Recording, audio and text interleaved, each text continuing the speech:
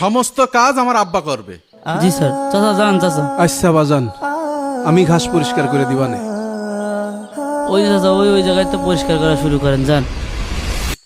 হ্যাঁ ওই দেখ আবার নতুন করে নাটক শুরু করেছে। কাজের কথা বললে উনার মাথা ঘোরে। এই ধর তোল। চাচা কি হলো? ওঠেন চাচা, ওঠেন চাচা। যা মাথায় পানি ঢাল যা। জি স্যার। ওঠেন চাচা, ওঠেন চাচা।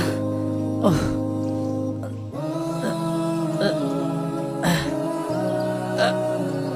ওঠেন, ওঠেন, ওঠেন চাচা।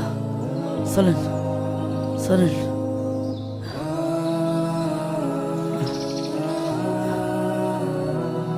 বসেন বসেন, এই জায়গায় বসেন।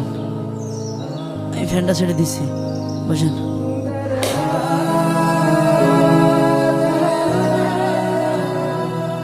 না ছেলে না কুলাঙ্গারও কন্দিনী। আল্লাহ, আমার জীবনের কষ্ট কি আর কোনোদিন যাবে না? বাতাস মনে হচ্ছে জোরে আসছে না।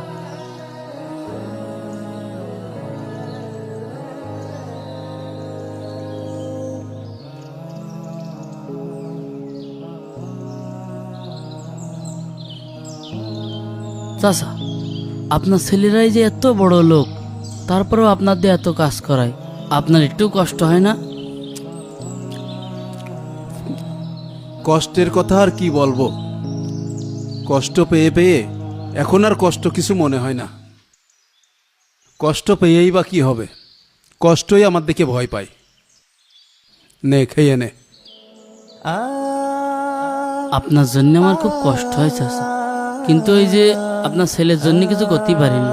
আপনার যদি কিছু কই তাহলে তো আমার চাকরিটা চলে যাবে না।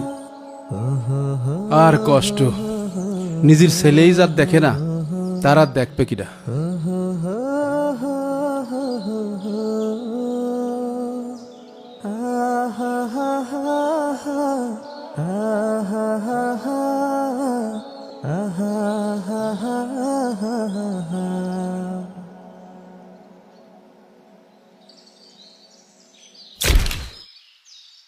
কি ব্যাপার ভাইয়া? আসসালামু আলাইকুম স্যার।